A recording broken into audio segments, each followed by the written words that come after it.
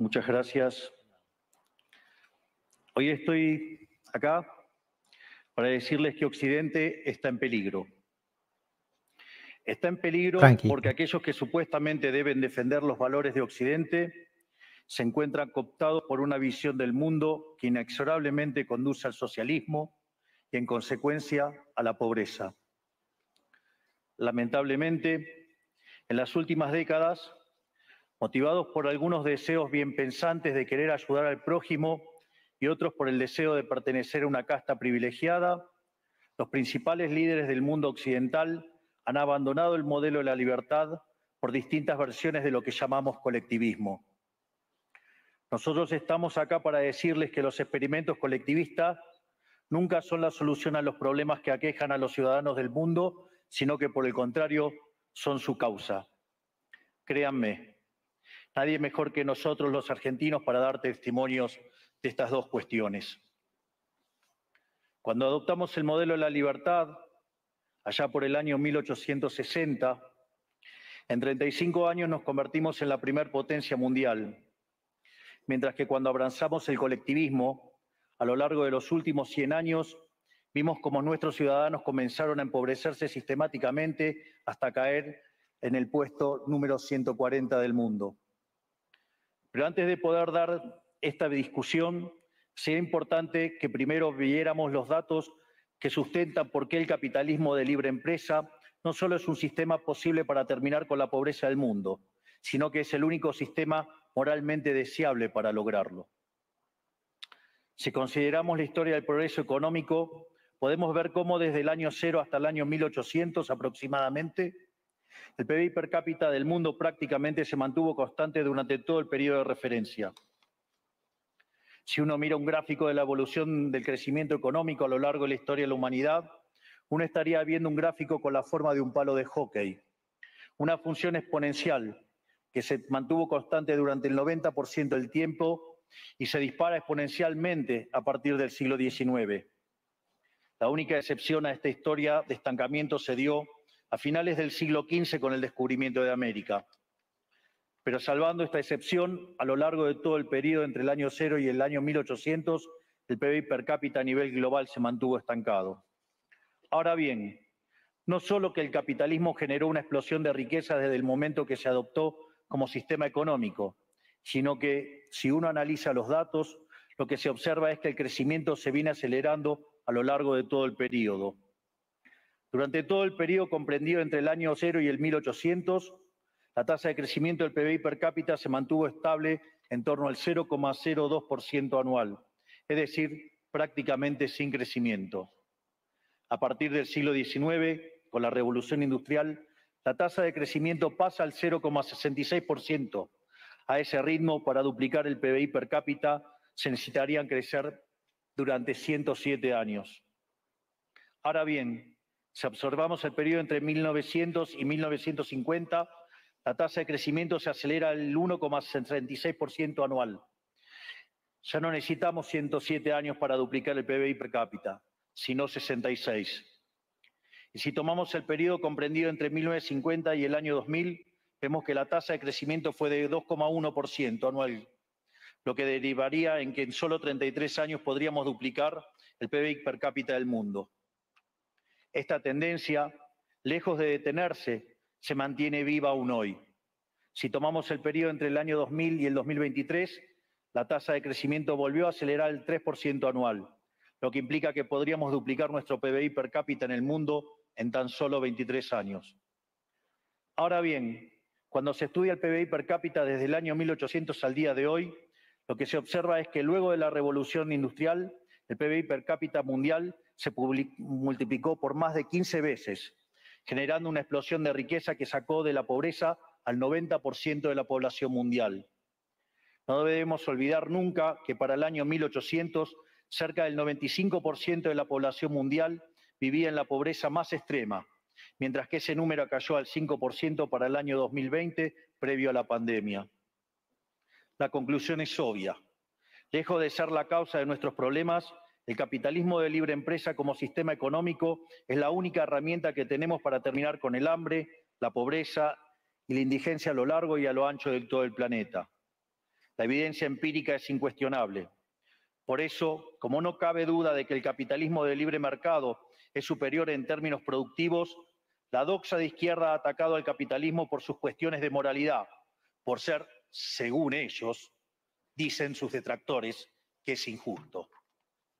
Dicen que el capitalismo es malo porque es individualista y que el colectivismo es bueno porque es altruista, con la ajena. Y en consecuencia bregan por la justicia social. Pero este concepto que en el primer mundo se ha puesto de moda en la última época, en mi país es una constante del discurso político desde hace más de 80 años.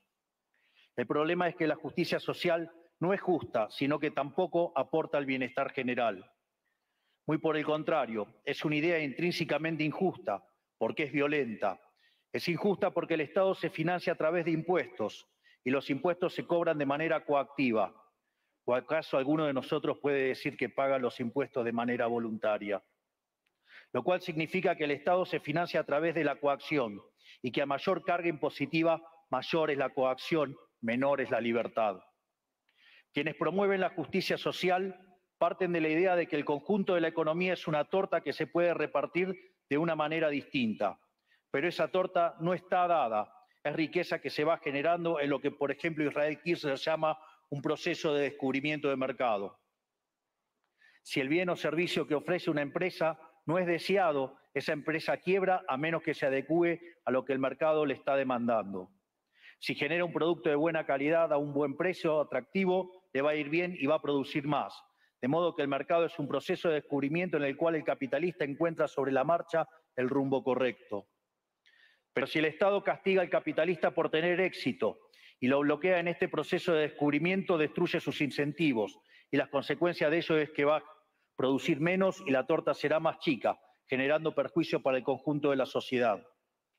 El colectivismo, al inhibir estos procesos de descubrimiento y al dificultar la apropiación de lo descubierto, ata al emprendedor de las manos y le imposibilita producir mejores bienes y ofrecer mejores servicios a un mejor precio. ¿Cómo puede ser entonces que desde la academia, los organismos internacionales, la política y la teoría económica se demonice un sistema económico que no solo ha sacado de la pobreza más extrema al 90% de la población mundial y lo hace cada vez más rápido, sino que además es justo y moralmente superior? Gracias al capitalismo de libre empresa, hoy el mundo se encuentra en su mejor momento. No hubo nunca en toda la historia de la humanidad un momento de mayor prosperidad que el que vivimos hoy. El mundo de hoy es más libre, más rico, más pacífico y más próspero que en cualquier otro momento de nuestra historia. Esto es cierto para todos, pero en particular para aquellos países que son libres, donde respetan la libertad económica y los derechos de propiedad de los individuos. Porque aquellos países que son libres son 12 veces más ricos que los reprimidos. El decil más bajo de la distribución de los países libres vive mejor que el 90% de la población de los países reprimidos. Tiene 25 veces menos cantidad de pobres en el formato estándar y 50 veces menos en el formato extremo. Y por si eso fuera poco, los ciudadanos de los países libres viven un 25% más que los ciudadanos de los países reprimidos. Ahora bien, para entender qué venimos a defender, es importante definir de a qué hablamos nosotros cuando hablamos de libertarismo.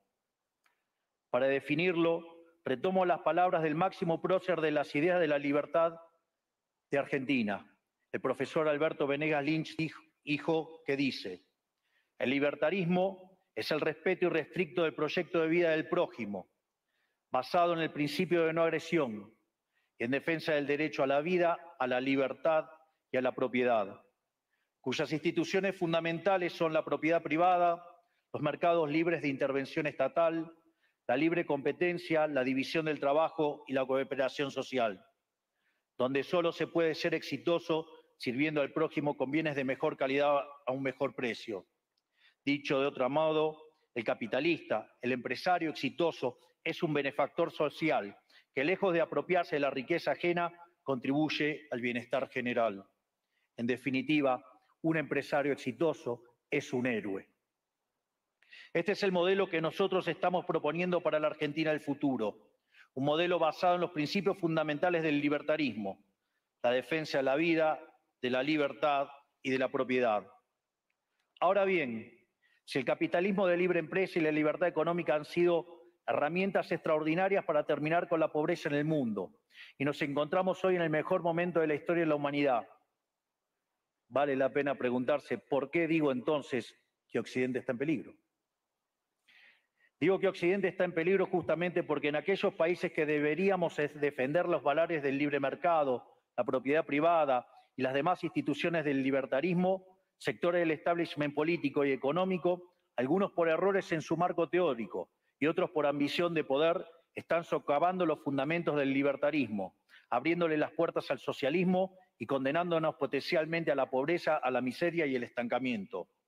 Porque nunca debe olvidarse que el socialismo es siempre y en todo lugar un fenómeno empobrecedor, que fracasó en todos los países que se intentó.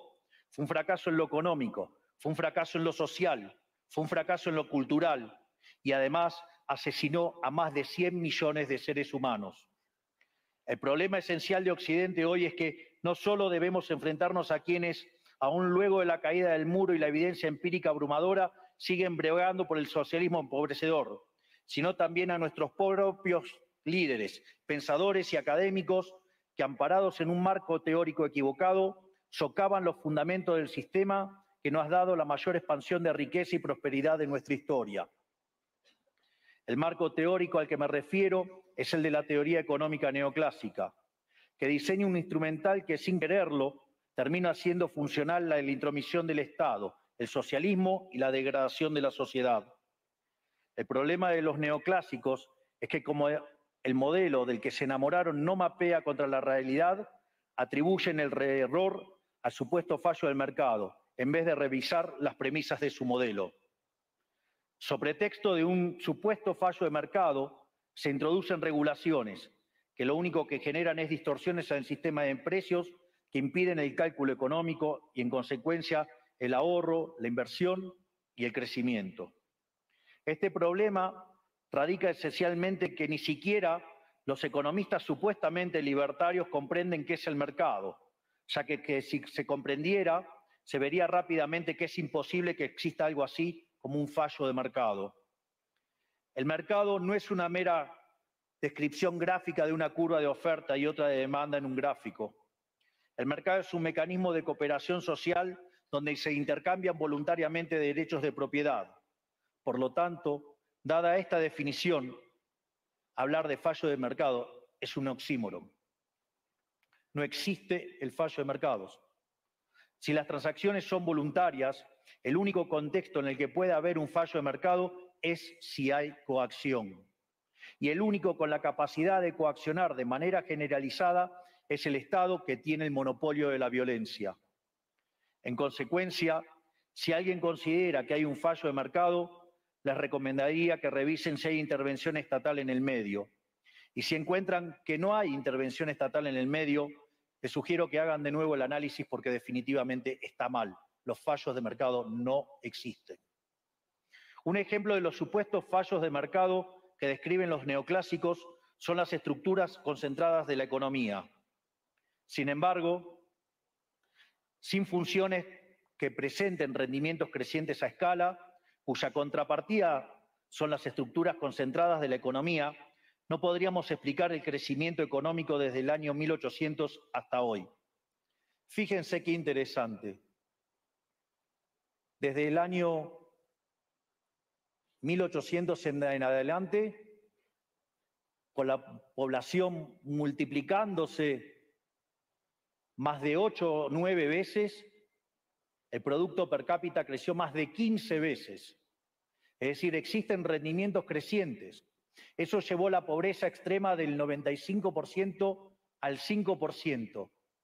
Sin embargo, esas presencias de rendimientos crecientes implican estructuras concentradas, lo que se llamaría, por ejemplo, un monopolio. ¿Cómo puede ser que algo que haya generado tanto bienestar para la teoría neoclásica, eso es un fallo de mercado? Economistas neoclásicos, salgan de la caja. Cuando el modelo falla, no hay que enojarse con la realidad, hay que enojarse con el modelo y cambiarlo. El dilema que enfrenta el modelo neoclásico es que dicen querer perfeccionar el funcionamiento del mercado atacando lo que ellos consideran fallos, pero al hacerlo no solo abren las puertas del socialismo, sino que atentan contra el crecimiento económico. Ejemplo, regular monopolios, destruirle las ganancias y destrozar los rendimientos crecientes, automáticamente destruiría el crecimiento económico. Dicho de otro modo, cada vez que ustedes quieran hacer una corrección de un supuesto fallo de mercado, inexorablemente, por desconocer lo que es el mercado o por haberse enamorado de un modelo fallido, están abriendo las puertas al socialismo y están condenando a la gente a la pobreza.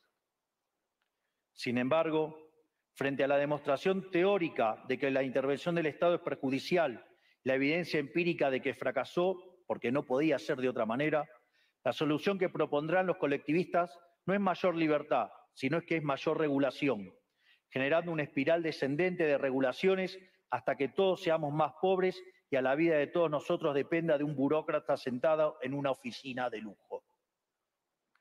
Dado el estrepitoso fracaso de los modelos colectivistas y los innegables avances del mundo libre, los socialistas se vieron forzados a cambiar su agenda.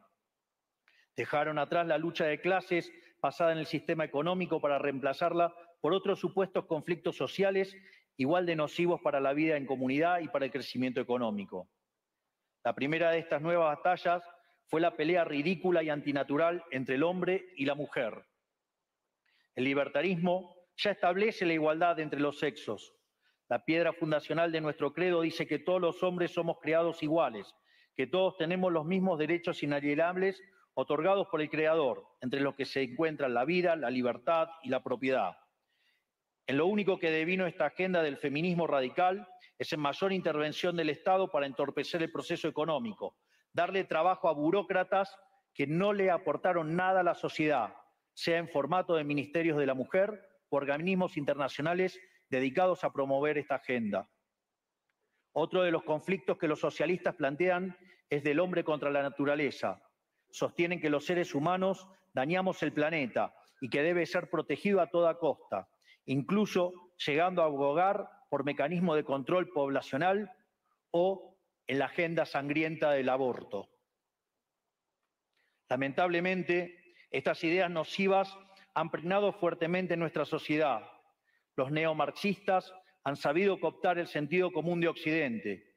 Lograron esto gracias a la apropiación de los medios de comunicación, de la cultura, de las universidades y sí, también de los organismos internacionales.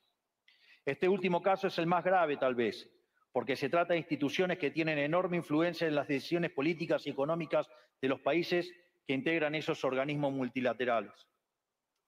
Por suerte, somos cada vez más los que nos atrevemos a levantar la voz, porque vemos que si no combatimos frontalmente estas ideas, el único destino posible es que cada vez vamos a tener más Estado, más regulación, más socialismo, más pobreza, menos libertad y, en consecuencia, peor nivel de vida.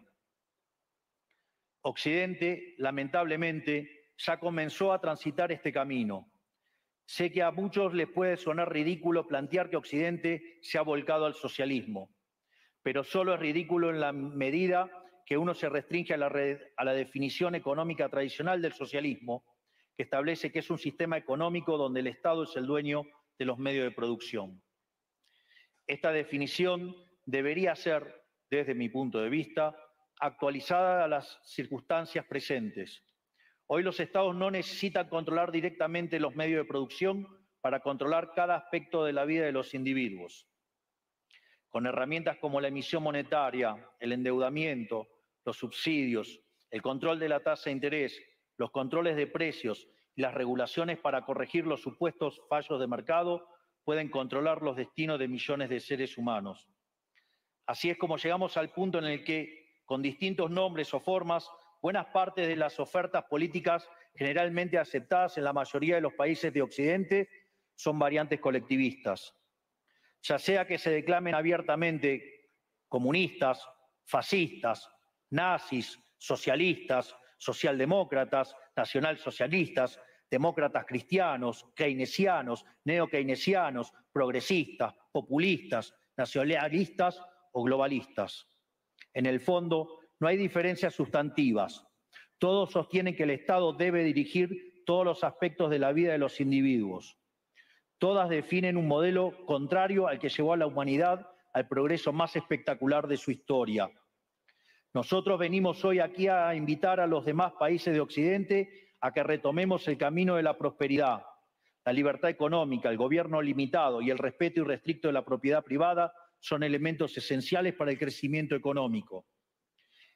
Este fenómeno de empobrecimiento que produce el colectivismo no es una fantasía, ni tampoco fatalismo.